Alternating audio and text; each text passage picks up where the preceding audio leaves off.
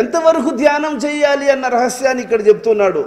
వాసనాజాలే నిశేషమమునా ప్రవిలాపితే కర్మ సంచయే పుణ్యపాపే సమూలోన్మీలితే ప్రాక్సరోక్షమపి కరతలామలక వద్వాక్య మప్రతిబద్ధ పరోక్ష సాక్షాత్కారం ప్రసూయతే తదా జీవన్ముక్తో భవతి. వాసనాజాలే, ఎంతవరకు నీ మనస్సు కోరికలను అంటిపెట్టుకొని పోతూ ఉంటుందో అంతకాలం నువ్వు ధ్యానం చేస్తూ ఉండవు అంటాడు.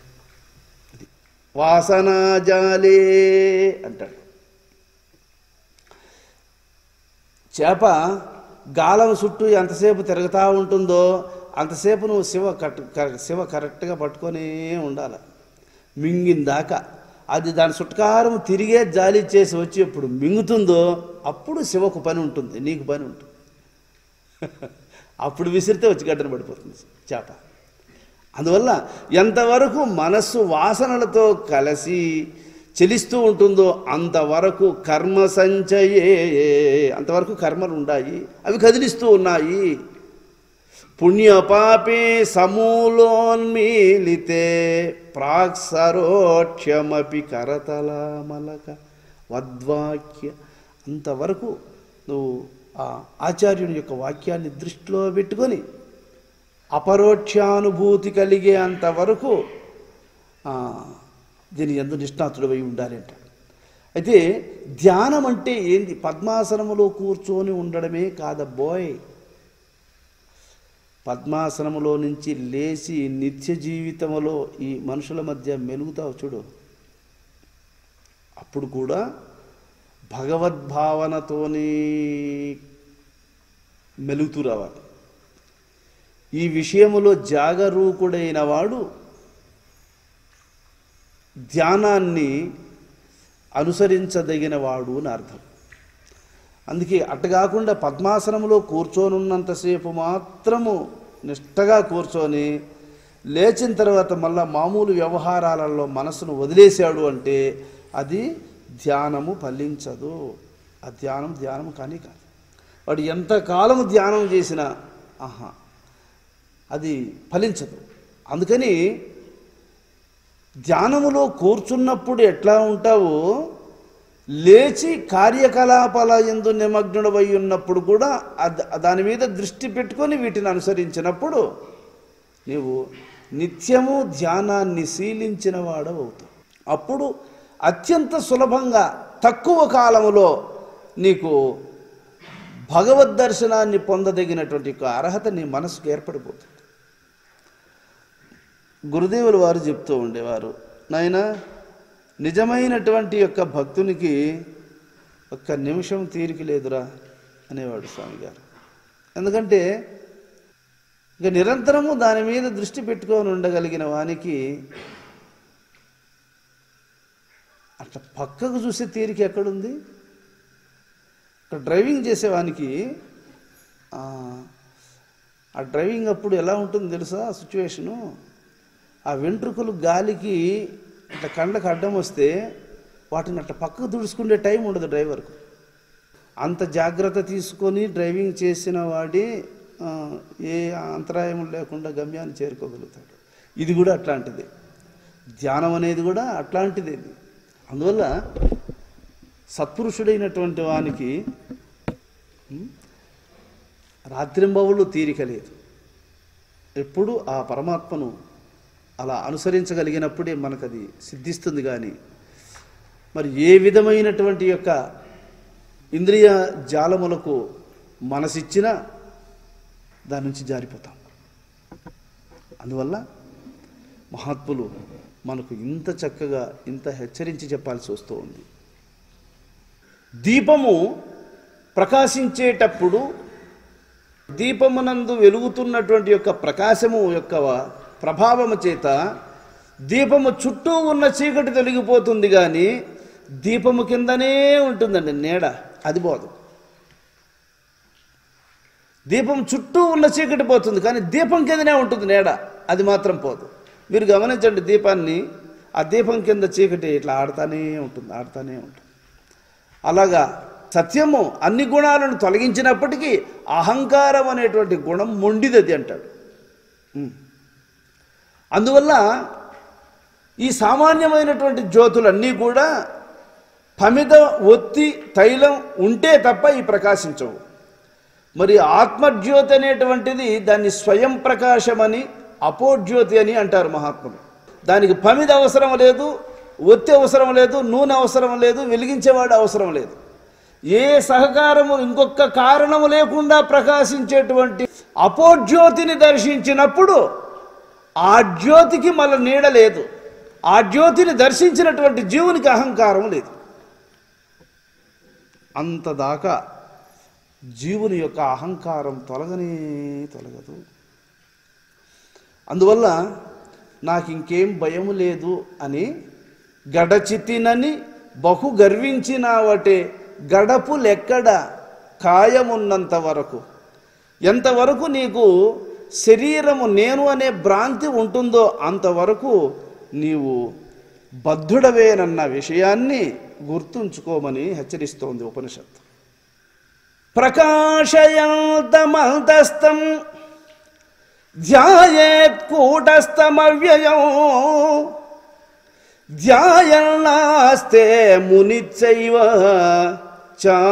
చాసుత్తేరామృతే స్తుయ.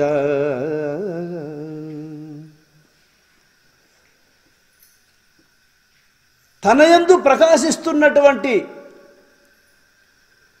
కూటస్థుడని చెప్పబడేవాడు, అవ్యయుడని చెప్పబడేటువంటి వాడు, పరమాత్మయని చెప్పబడేటువంటి వాడు, ఎల్లలోకములకు ఆధారభూతుడని చెప్పబడుతూ ఉండేటువంటి యొక్క పరమాత్మను స్మరించేవాడే జీవుడు. జీవము అనగా మరణము లేనిది, శాశ్వతమైనది అని అర్థం. శాశ్వతమైనటువంటి వాడు అయినప్పటికీ సంకల్ప దోషములు కలిగి ఉండడం చేత ధ్యానించవలసి వస్తూ ఉంది. ఏ సంకల్పములు ఇతరత్రా విషయాలను గుర్తు చేస్తూ ఉన్నాయో ఆ గుర్తు చేసే స్వభావమునందు భగవత్ స్వరూపాన్ని నియమించడమే సంకల్పరాహిత్యానికి, సంకల్పాన్ని జయించడానికి మూలం. మరొక మార్గం లేదు. అందువల్ల మనస్సు ఇతర విషయాలను సంకల్పించే స్వభావం దానికి ఉంది కనుక ఆ ఇతరమైనటువంటి యొక్క సంకల్పాల వల్ల బంధం ఏర్పడుతూ ఉంది కనుక ఆ సంకల్పించేటువంటి యొక్క స్వభావం గల దాని యందు పరమాత్మ యొక్క స్వరూపాన్ని ప్రతిష్ఠించినట్లయితే ఆ సంకల్పాలను ఉదయింపజేసేటువంటి యొక్క మనస్సు సంకల్పరహిత స్థితిని పొందేస్తుంది. ఇదండి యోగంలో ఉన్నటువంటి యొక్క రహస్యం. ఎక్కడైతే సంకల్పాలు ఉదయిస్తున్నాయో ఆ సంకల్పాలలో దీన్ని ఒక సంకల్పంగా పెట్టు. దేన్ని? స్మరణ అనేదాన్ని. స్మరణ అనేటువంటి దానిని, భగవత్ స్వరూపాన్ని ఆ సంకల్పాలలో దీన్ని ఒకదాన్ని యాడ్ చేసి పెట్టేశావంటే ఏమి అన్ని సంకల్పాలు తొలగిపోతాయి, కానీ ఈ సంకల్పం మాత్రం తొలగించడానికి వీలుగానిదయ్యి అన్నిటిని నెట్టుతుంది, కానీ ఇది మాత్రం స్థానం ఏర్పరచుకునేస్తుంది.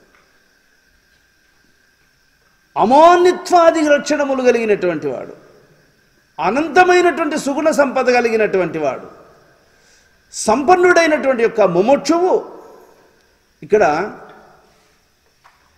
ఏకవింశతి కులం తారయతి. ఏక అంటే ఒకటి, వింశతి అంటే 20. ఏకవింశతి అంటే 21 తరము వాళ్ళను తరింపజేస్తాడట బ్రహ్మజ్ఞాని. అందువల్ల అమానిత్వాది సంపన్నో, ఎవడైతే భగవద్గుణములు కలిగిన మహనీయుడు ఒక వంశములో జన్మిస్తే ముముక్షురేక వింశతి కులం తారయతి బ్రహ్మ విన్మాత్రేణ కులమేకోత్తర శతం తారయతి.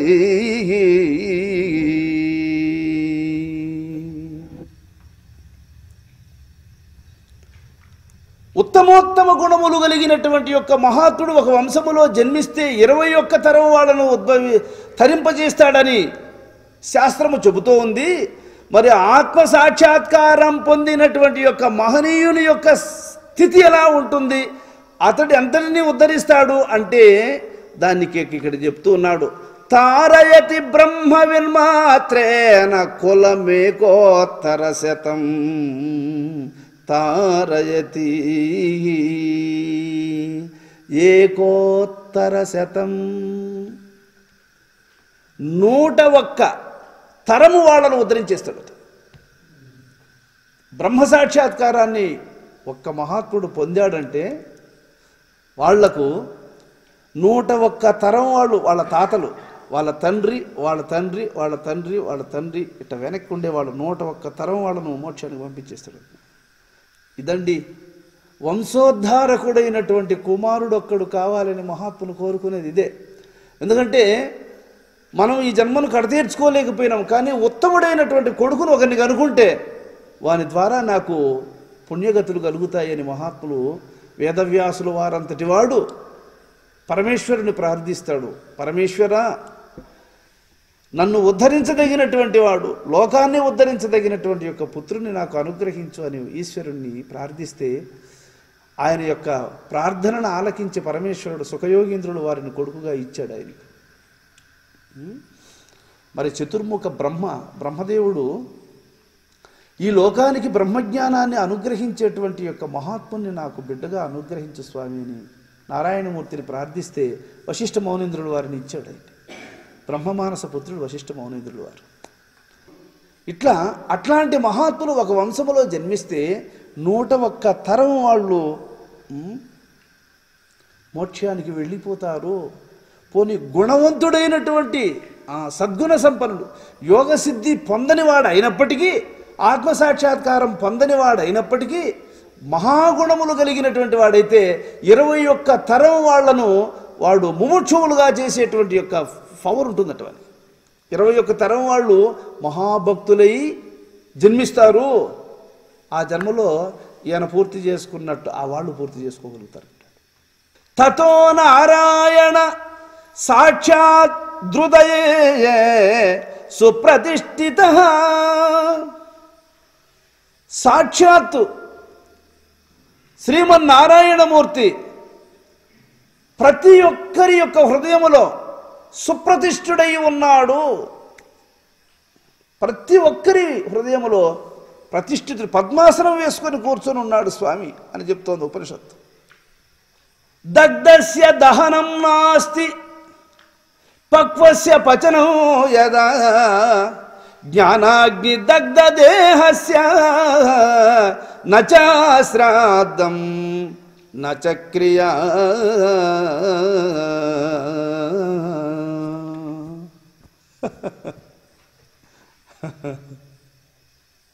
దగ్ధస్య దహనం నాస్తి.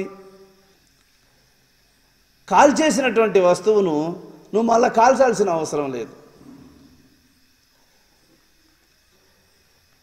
బాగా ఉడికించేసినటువంటి యొక్క ప్రసాదాన్ని మళ్ళా నువ్వు ఉడికించాల్సిన పని లేదు. చెట్లోనే మాగిపోయినటువంటి పండును నువ్వు మళ్ళా మాగబెట్టాల్సిన పని లేదు. అలాగే యోగము చేత సమస్త కర్మలను దగ్ధము చేసుకుని ఉన్నటువంటి మహాత్ముని వాళ్ళు శరీరాన్ని చాలించిన తర్వాత శ్రాద్ధ కర్మలు ప్రత్యేకంగా వాళ్లకు నువ్వేం చేయాల్సిన అవసరం లేదు, అవన్నీ వాళ్ళు పూర్తి చేసుకునేసారు. అవన్నీ యావత్సోపాధి పర్యంతం తావత్ శుశ్రూషయేద్గురుం. జీవం ఉన్నంత వరకు ఇట్టి జ్ఞానాన్ని అందించినటువంటి గురువును సేవిస్తూనే ఉండాలి. యావత్సోపాధి పర్యంతం. ఉపాధి అంటే ఏమి? శరీరం. శరీరం ఎంతవరకు నీకు భూమి మీద ఉంటుందో అంతవరకు తావత్ శుశ్రూషయేద్గురుం, అంతవరకు నువ్వు గురువును పూజిస్తూనే ఉండు. మా గురుదేవులు వారు చివరి దశల్లో కూడా లేచి నిలబడడానికి శరీరం సహకరించని రోజుల్లో స్వామి గారిని చేతుల మీద ఇలా ఇలా పట్టుకొని ఎత్తుకొని గర్భగుడి దగ్గరికి తీసుకెళ్తే అప్పుడు స్వామి గారు ఆ కర్పూరాన్ని ఆ హారతి ఇచ్చేటప్పుడు ఆ దృష్టిని, ఆ నిమీలిత దృష్టిని ఎలా ఉంచుకునేవారు అంటే, సమాధి నిష్టలో ఉన్నప్పుడు దృష్టిని, ఆ నిమీలిత దృష్టిని ఎలా ఉంచుకుంటాడో హారతి ఇచ్చేటప్పుడు కూడా ఆ దృష్టిని అలా ఉంచుకొని హారతి ఇచ్చేవాడు స్వామిగారు. అంటే ఇప్పుడు నేను లేవలేని పరిస్థితిలో ఉన్నానని కానీ, శిష్యులు నన్ను చేతుల మీద ఎత్తుకొని ఉన్నారు ఇలాంటి స్థితిలో ఉన్నానని కానీ, అలాంటి ఆ భావాలు చూడండి. వాళ్ళు ఎలా దీనిని దాటారు, ఎలా దీన్ని అధిగమించారు అనడానికి ఇవన్నీ గుర్తులు. హారతి ఇచ్చి తర్వాత హారతి పళ్ళెరాన్ని అలా శిష్యులకు అందించి తర్వాత నిండు మనసుతో ఇలా నమస్కారం చేసుకునేవారు. ఇలా తనంతట తాను లేచి నమస్కారం చేసుకోలేని రోజుల్లో కూడా శిష్యులు ఎత్తుకొని స్వామి దగ్గరికి పోతే అప్పుడు అంత నిండు మనసుతో హారతిని ఇచ్చేవాడు స్వామిగారు. అదే చెప్తున్నాడు ఇక్కడ, యావత్సోపాధి పర్యంతం తావత్ శుశ్రూషయేద్గురుం. జీవించి ఉన్నంత కాలము ఆ గురుమూర్తిని సేవిస్తూనే ఉండు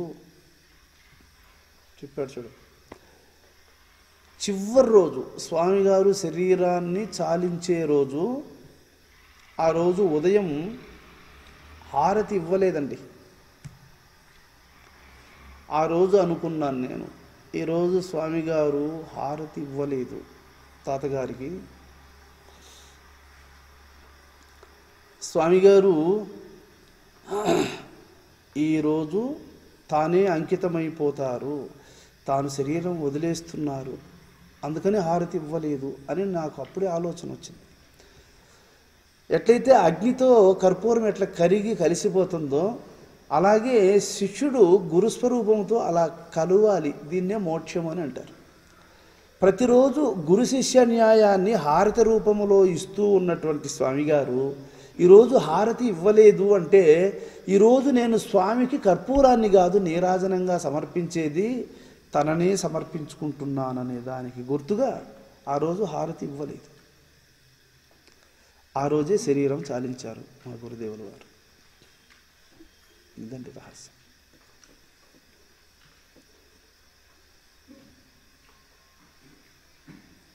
స్వామిగారు తన మంచం మీద నుంచి లేచి అలా వెళ్ళేటప్పుడు గర్భగుడి దగ్గరికి వెళ్ళి స్వామిగారి సుభదాస యోగేంద్రుల వారి, కాదర భగవాన్ గారి ఫోటోలు ఉంటాయి రెండు. ఆ గురువు గారిని అలా దర్శించి నమస్కారం చేసుకుని తర్వాత వెళ్ళేవారు. ఆ వెళ్ళి తన పనులేదో చూసుకొని మళ్ళీ వచ్చేటప్పుడు ఆ గుడి దగ్గరికి వెళ్ళి స్వామిగారిని దర్శించి అలా చేతులను అలా జోడించుకొని మళ్ళీ వచ్చి మంచం మీద కూర్చునేవారు. ఇది ఆనవాయితీ.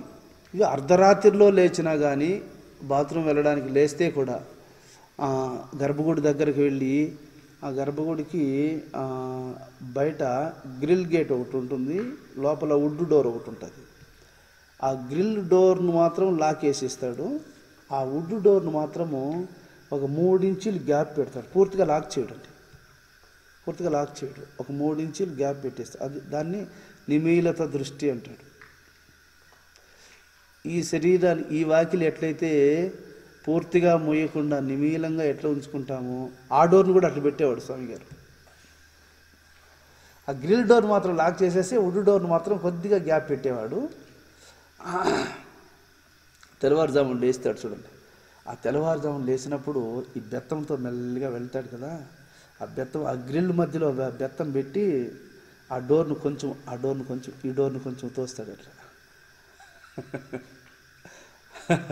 తోసి అది ఓపెన్ అయినప్పుడు నమస్కారం చేసుకుంటాడు. అంటే తెల్లవారుజామునే వాకిలి ఓపెన్ చేసేవాడు.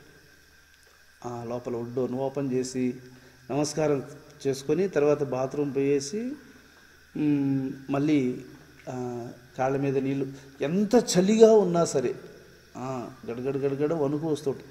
అట్లాంటి వణుకు వచ్చేటువంటి సమయంలో కూడా పాస్ వెళితే కూడా కాళ్ళ మీద నీళ్లు పోసుకొని లోపలికి వచ్చేవాడు. మనకంటే ఇప్పుడు అటాచ్డ్ బాత్రూములు అన్ని సౌకర్యాలు ఉన్నాయి, ఆ రోజుల్లో అవి లేవు, బయట పోవాల్సిందే.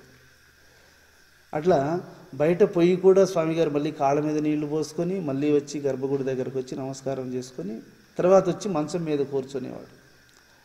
ఆ మంచం మీద వచ్చి కూర్చొని ఇంకా మళ్ళీ పడుకోడు, మళ్ళీ ఇట్లా వెనక్కి ఇట్లా ఆనుకునేసి ఆ ధ్యానంలో ఈ గుడ్డను బాగా నీట్గా కప్పుకునేస్తాడు. స్వామిగారు ఏదైతే కప్పుకుంటాడో, ఏదైతే ఒళ్ళు మీద వేసుకుంటాడో అదే పడుకున్నప్పుడు కూడా అదే కప్పుకునేవాడు. ఎంత చలినా కానీ మనలాగా బ్లాంకెట్లు దుప్పట్లు అవి ఎప్పుడూ కప్పుకునేవాడు కాదు స్వామిగారు. ఒళ్ళు మీద కప్పుకునేటువంటి వస్త్రమే కట్టుకునేవాడు. అంత సామాన్య జీవితాన్ని గడిపినటువంటి మహాత్యాగి, మహాయోగేశ్వరుడు. ఇవి గురుస్వరూపాలు, గురువు యొక్క నడవడికలు.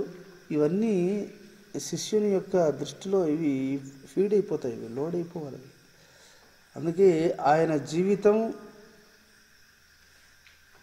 వీని జీవితంగా మారాలి.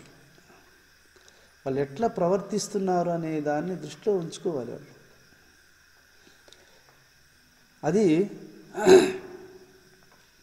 స్వామిగారు అలా నిత్య జీవితంలో అలా నడిచేవాడు. ఏ ఒక్కరోజు కూడా ఏ క్రమాన్ని తప్పినవాడు కాదు. అటువంటి యొక్క మహాత్ముడు ఉపదేశించినటువంటి ధర్మములు, వారు ఆచరించి చూపించినటువంటి యొక్క ధర్మములు ఈరోజు ఉపనిషత్తుల్లో కనబడుతున్నాయి మనకు. అవన్నీ గురువువాక్యం శాస్త్ర దృష్టాంతం. గురువు చెప్పిన ధర్మాలన్నీ, గురువు ఆచరించి చూపినవన్నీ కనబడుతున్నాయి ఇక్కడ. స్వామిగారు ప్రతి నిత్యము వెళ్ళేటప్పుడు వచ్చేటప్పుడు గర్భగుడిలో స్వామివారిని చూసి వెళ్ళేవాడు కదా. మరి లేవలేని పరిస్థితి వచ్చినప్పుడు ఎట్లా అంటే, అప్పుడు తన తలకాడ మంచం దగ్గర సుబ్బదాస యోగేంద్రుల వారి ఫోటోను పెట్టుకున్నాడు. మంచం దగ్గర పెట్టుకొని ఆ కూర్చున్నప్పుడంతా గురుస్వామి, ప్రభు, గురునాథ, తండ్రి అంటూ ఉండేవాడు. పలమాటికి లేచిపోయి చూడలేనటువంటి స్థితిలో ఉన్నాడు కనుక ఆ స్థితిలో స్వామిగారిని తన దగ్గర పెట్టుకున్నాడు. గర్భగుడిలో నుంచి తెచ్చి తన దగ్గర పెట్టుకున్నాడు. అంటే పెద్ద ఫోటో అక్కడే ఉంది, చిన్న ఫోటో ఇంకొకటి ఉండేది, అది దాన్ని సుబ్బదాస స్వామి గారిది మాత్రం దగ్గర పెట్టుకునేవాడు. అదేంటి గురుభక్తి, అది చెప్తుంది ఇక్కడ ఉపనిషత్తు. శుద్ధమానసః. బా, ఎంత గొప్ప వాక్యాన్ని. అందుకే ఉపనిషత్తులు మన పాలిట వరాల మూటలు అని చెప్పేశారు మహాత్ములు. నీ మనస్సు మలినము లేకుండా పరిశుద్ధంగా ఎప్పుడు ఉంటుందో అది సాక్షాత్తు బ్రహ్మస్వరూపంతో ప్రత్యక్షంగా ఆ స్వరూపాన్ని చూపించేస్తున్నాడు. అందుకే ఇక్కడ శుద్ధమానసః. నేను ఒక్కొక్క పాయింట్ 2 సార్లు 3 సార్లు కూడా ఎందుకు చదువుతానంటే, నేను కల్పించుకొని చెప్పే మాట కాదు, అది మహాత్ములు చెప్పింది అది అని మీకు తెలియడం కోసం 2వ సారి 3వ సారి చెప్తూ ఉంటుందని నేను. శుద్ధమానసః శుద్ధ చిద్రూపః సహిష్ణుః సోహమస్మీతి. ఏది నిరంతరం నీ హృదయములో సోహం సోహం అని అంటూ ఉన్నదో అది నీ మనస్సును శుద్ధి చేస్తుంది. శుద్ధమైనటువంటి యొక్క మనస్సు పరమాత్మ స్వరూపంగా నీకు ప్రత్యక్షమవుతుంది. ప్రాప్తే, ఇక్కడ చూడండి, సోహమస్మీతి ప్రాప్తే జ్ఞానేన విజ్ఞానే. ఆ పరమహంస స్వరూపాన్ని నిరంతరము నీవు సోహం సోహం అని అంటూ ఉన్నటువంటి యొక్క ఆ పరవస్తువును మనసుతో కలుసుకో. మనసు ఆ హంసస్వరూపాన్ని ధరిస్తుందా, హంసస్వరూపముతో కలిసిందా, హంసస్వరూపంగా అది మార్పు చెందిందా, ఇంకా మిగిలింది ఆత్మయే. అందుకని ఈ మాయలమాని మనస్సును కర్మలతో కూడినటువంటి పాపి అయినటువంటి మనస్సును, అనేక పాపములతో కూడినటువంటి మనస్సును కలుపుకోగలిగేది సోహమస్మీతి ప్రాప్తే జ్ఞానేన విజ్ఞానే. అది ఒక్కటి తప్ప ఈ మనస్సును కలుపుకోగలిగిన శక్తి కలిగింది ఇంకొకటి లేదనేశాడు. దానితో కలిసితే మనసు జ్ఞానంగాను అనుభూతి పొంది నిత్య సుఖాన్ని అనుభవించే విజ్ఞానంగాను, జ్ఞేయే పరమాత్మని హృది సంస్థితే, నీ హృదయములోనే పరమాత్మ స్వరూపాన్ని స్థితి కలిగి దర్శించేస్తుంది అన్నాడు. దేహే లబ్ధ శాంతి పదము గతే తథా ప్రభా మనో బుద్ధి శూన్యం భవతి. మల్ల లేదు మనస్సు, మల్ల లేదు బుద్ధి, శూన్యం. అప్పుడు నీవు పరమాత్మవే. అట్టివాడండి గురు. కనుక ఇప్పుడు మనం చేయవలసిందంతా మనస్సును పరమాత్మతో లయింపచేయడమే. యోగం అంటే ఇదే. మనస్సు ఆయన యందు నియమించకపోతే ఏమవుతుంది? ఇప్పుడు ఎట్లుండావో దీనికంటే ఇంకా అధమాధమైనటువంటి జన్మాదుల్లో తిరుగుతూ ఉంటాం. ఆయనతో కలిపితే ఏమవుతావు? ఆయన స్వరూపాన్ని పొందుతావు. అందువల్ల ఇది మంచిదా అది మంచిదా రెండింటినీ విచారించి తెలుసుకొని ఏది మంచిదో దానిని ఆచరించు.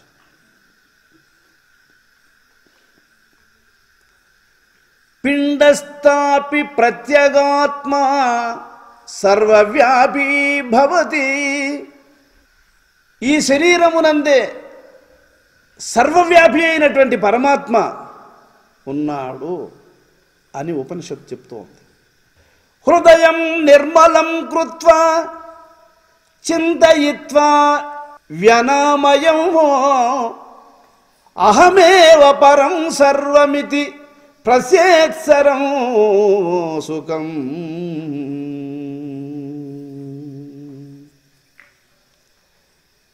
మనస్సును ప్రశాంతమునర్చుకో. అనామయమైనటువంటి యొక్క పరమాత్మను ధ్యానించు. ఏ పరమాత్మను ధ్యానిస్తూ ఉన్నాడో జీవుడు ఆ పరమాత్మ నేనేనని తెలుసుకొని పరమానందమును పొందుతాడు. ఆకాశాత్ సూక్ష్మ శరీర ఆత్మా న దృశ్యతే వాయువదంతరాత్మా సబాహ్యమభ్యంతర నిశ్చలాత్మా జ్ఞానోల్కయ పశ్యతి జాంతరాత్మా.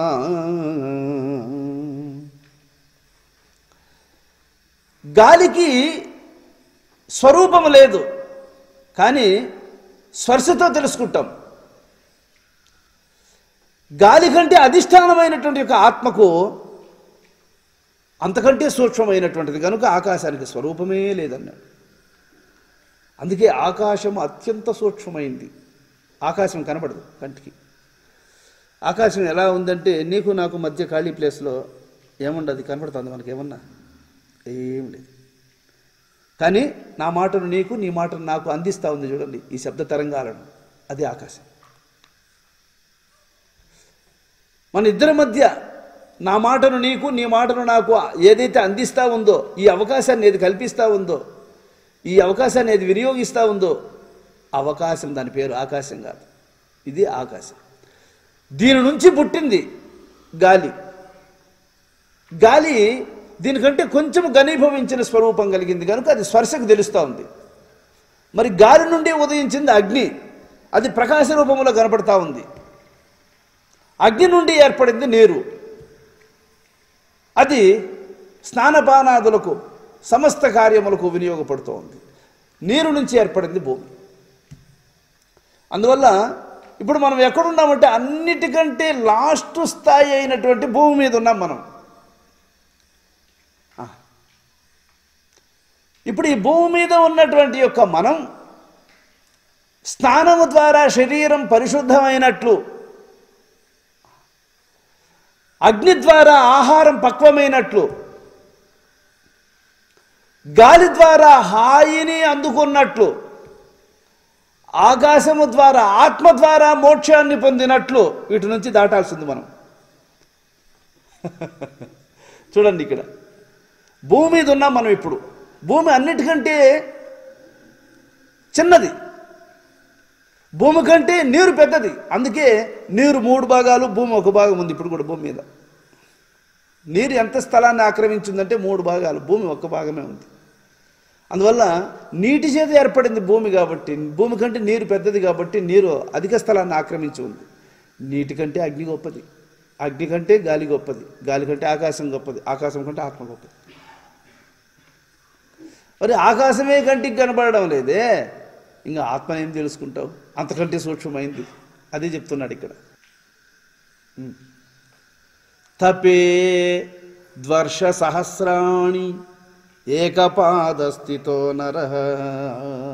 1000 సంవత్సరాలు ఒంటికాలి మీద నిలబడుకొని జపము చేసి తపస్సు చేసినా గురువు సూచించేటువంటి జీవ పరమాత్మల యొక్క అమనస్క స్థితి యోగములో నిలుచుకోదగినటువంటి సామర్థ్యం కలిగినటువంటి మహాత్ముడు చేసేటువంటి యోగముతో సమానం కాదన్నాడు. ఒంటికాలి మీద 1000 సంవత్సరాలు తపస్సు చేసిన. అందువల్ల గురువు సులభమైనటువంటి యొక్క శైలిలో మోక్షాన్ని అందుకోదగినటువంటి మార్గాన్ని అందించేవాడు గురువు. అసలు గురువు ఎందుకు అవసరము అంటే, ఆయన ఎన్నో కష్టాలు పడి పడి పడి పడి సాధించినటువంటి విద్యను అన్ని కష్టములు పడాల్సిన అవసరం లేకుండా సీనియారిటీ ఉన్నవాడు కాబట్టి సులభమైనటువంటి మార్గములో దాన్ని పొందేటువంటి ఉపాయాన్ని నీకు చెప్పడం కోసం ఆయన కావాలి.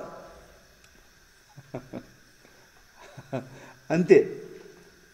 అంతేగాని అరే నాకు మొక్కేదానికి శిష్యులు ఉండాలి, సేవలు చేసేదానికి శిష్యులు ఉండాలి, ఆయనకు అవన్నీ అవసరం. మీ సేవలు దేనికి పనికొస్తాయి చెప్పండి? ఏం సేవ చేస్తూ ఉండాలి చెప్పండి? పొద్దుపోయినాక 6:30కు వచ్చిన వాళ్ళు ఏం సేవ చేస్తారు? 6:30కు వచ్చి 11-12కి వెళ్ళిపోయే వాళ్ళు ఏం సేవ చేస్తారు చెప్పండి? ఏమి చేసేది లేదు సేవ. సేవ అంటే అది కాదండి, ఎప్పుడు నిలబడి చేసేది కాదండి సేవ. ఎక్కడ నిలబడాలి?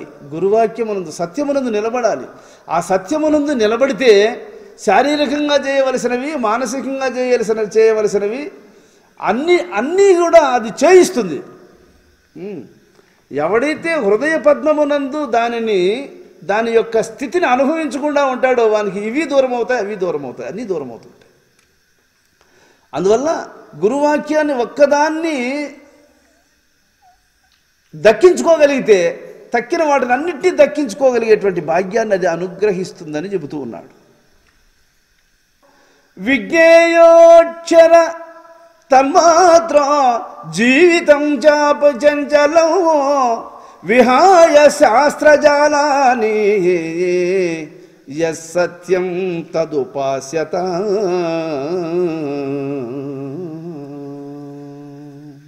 శాస్త్రాలను, యోగమును అనుసరించడానికి తగు మెలకువలను, ఆ మెలకువలను గ్రహించడం కోసం వేదాలను చక్కగా వల్లించు. ఆ తరువాత వేదములో సూచించిన సూచనలు అనుభవం లేక తీసుకోవడం కోసమై ప్రయత్నించు చెప్తున్నా. అందువల్ల రూట్ మ్యాప్ వంటిది వేదం. ఆ రూట్ మ్యాప్ను ఒకే చేసుకున్నావు అనుకో, రూట్ అది చెప్తా వస్తుంది. ఎక్కడెక్కడ కటింగ్లు వస్తే చెప్తా ఉంటుంది. చూడండి, ఎప్పుడో చెప్పేశారు వాళ్ళు దీన్ని, వీళ్ళు ఇప్పుడు కనిపెట్టారు దీన్ని. రూట్ మ్యాప్ ఎప్పుడో చెప్పేశారు మహాత్ములు. అందువల్ల అనంతరం కర్మ శౌచంచ జపో యజ్ఞస్తదైవ చ తీర్థయాత్రాభిగమనం యావత్తత్వం నవిందతి.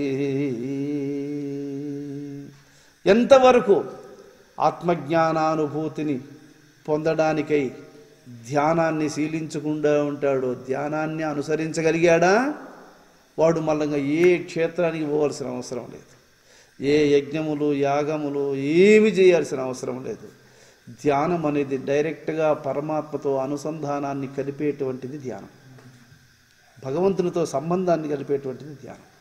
భగవంతునితో సంబంధం పెట్టుకొని ఉన్నటువంటి వానికి మళ్ళీ ఈ యాగాలు చేయడం, యజ్ఞాలు చేయడం, వ్రతాలు చేయడం, ఉపవాసాలు ఉండడం, తీర్థయాత్రలకు పోవడం, ఇవన్నీ చేయాల్సిన అవసరం లేదు.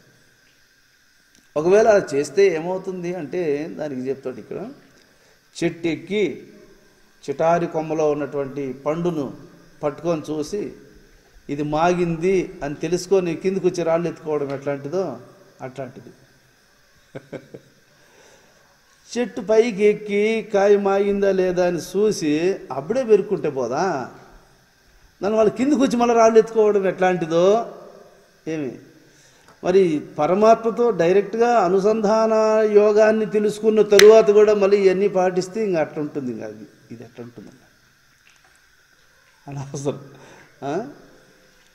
స్వామి మీరు ఒక్కసారన్నా కాశీకి వస్తే బాగుంటుంది అని నన్ను ఒకసారి అడిగారు భక్తులు. అడిగితే అప్పుడు చెప్పాను నేను, కాశీ ఒకటేముంది నాయన, ఈ సమస్త భూచక్రము నా చుట్టూ ప్రదక్షిణం తిరుగుతూ ఉంది, మరి నేను వాటి ఎంబడి తిరిగే పని నాకేముంది నాయన.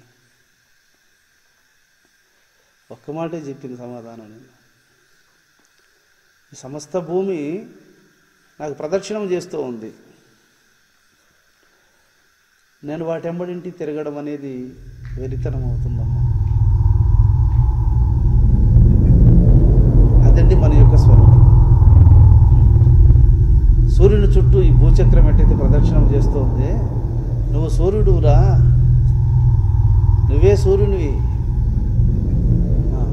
అని గురువు నీకు ఎప్పుడో చెప్పాడు. దాన్ని నువ్వు ఏమనుకుంటున్నావు, అది స్వరము, అది నడుస్తూ ఉంది, దాన్ని మనం చూసుకోవాలి, దాన్ని మనం ఇలా అడుగులు మార్చుకోవాలి, ఇలా చెయ్యాలి, దాన్ని వేరుగా దాన్ని చూసి నువ్వు నడుచుకునేవాడుగానే ఉండవే. నువ్వు అదిగా ఉండేది ఎప్పుడు, నువ్వు దాన్ని వేరుగానే భావిస్తూ ఉండవే. అది నువ్వని తెలుసుకోలేదే. అది నువ్వని తెలుసుకునేస్తే ఇంకా మళ్ళా గమనించాల్సింది ఏముంది. ఇంకా అది చెప్తున్నాడు ఇక్కడ, అహం బ్రహ్మేతి నియతం మోక్షహేతుర్మహాత్మనా. వాళ్ళు జీవించి ఉన్నప్పుడే బంధం లేకుండా ఉంటారు కాబట్టి ద్వేపదే బంధమోక్షాయ నమమేతి మమేతి చ. రెండుండాయి అనుకున్న వానికే బంధం, వానికే మోక్షం అవసరం. మమేతి బధ్యతే జంతుర్ నమమేతి విముచ్యతే. అందుకోసం మహాత్ములను ఆశ్రయించి వాళ్ళ ద్వారా ఈ మెలకువలను తెలుసుకోకపోతే వెరీ సూక్ష్మం, సింపుల్. ఇది సింపుల్. మమకారం ఉంటే బంధం, మమకారం లేకుండా పోతే ఎట్లా స్వామి? జ్ఞానముతో కూడి తొలగించుకోవాలి. అది మమత్వం అంటే ఏమి, జ్ఞానం అంటే ఏమి? సమస్త అన్నిటా నేను ఉన్నానని తెలుసుకోవడం, అన్నీ నా స్వరూపాలను తెలుసుకోవడం జ్ఞానం అనేది.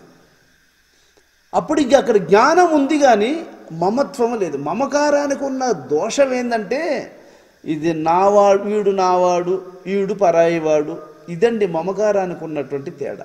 మమకారానికి జ్ఞానమునకు ఉన్నటువంటి వేరియేషన్ ఏంది అంటే, మరి అన్నిట ఎందు ఉన్నది నేనే, అన్నీ నా స్వరూపాలే, అందరూ నా బిడ్డలే, అందరూ నా వారే. ఇది జ్ఞానమునకున్న గొప్పతనం. మమకారానికి ఉన్నటువంటి యొక్క వీక్నెస్ ఏంది అంటే, ఈడు మావాడు కాదు, వాడే మావాడు. దీన్ని సూచిస్తుంది. దీన్ని మమకారానికి ఉన్నటువంటి గుణం. అందువల్ల దీన్ని వదిలిపెట్టాలి జ్ఞాని అయినటువంటి వాడు. మనసోహ్యన్మనీభావే ద్వైతం నైవోపలభ్యతే యథాయాత్యుర్మనీభావస్తదా తత్పరమం పదం.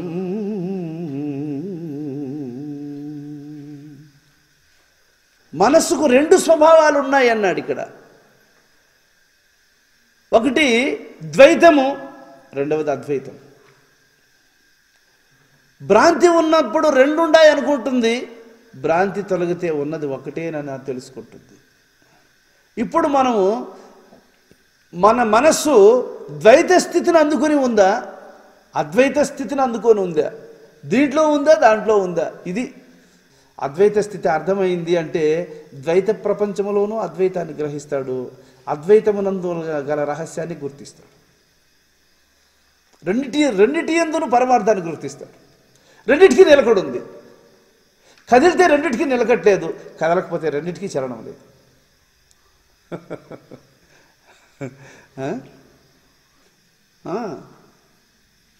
నీకు సూక్ష్మ జ్ఞానం ఉదయించినట్టయితే స్థూల దేహాన్ని ఇవ్వాల్సిన అవసరం ఇంక లేదు ఆయనకు. సూక్ష్మ స్థితిని అందుకునేటువంటి శక్తి నీకు లేకపోయిన దానివల్ల స్థూలాన్ని ఇవ్వాల్సి వచ్చింది. మరి స్థూలములో ఉండి స్థూలము యొక్క స్థితిగతులను గ్రహించి సూక్ష్మ యొక్క గొప్పతనాన్ని, మహనీయతను, ప్రజ్ఞను, ప్రభావితాన్ని గుర్తించి సూక్ష్మం వైపునకు మనస్సు త్రిప్పుకొని అత్యంత సూక్ష్మమైనటువంటి ఆత్మను గుర్తించగలిగినట్టయితే స్థూలాన్ని దాటేస్తావు అనేసాడు. అది చెప్తున్నాడు. తద్విష్ణో పరమం పదం సదా పశ్యంతి సూరయ. ఆ విష్ణు పదాన్ని మహాత్ములు సదా అనుభవిస్తూ ఉన్నారు. అటువంటి యొక్క పరమోత్కృష్టమైనటువంటి సత్యాన్ని మనము పొందేదముగాక. జై జానకీ రమణ గోవింద, జై ప్రహ్లాద వరద గోవింద, జై ఆంజనేయ వరద గోవింద. శ్రీ శ్రీ సద్గురుస్వామి పాదారవిందములకు, శ్రీ శ్రీ సద్గురుస్వామి పాదారవిందములకు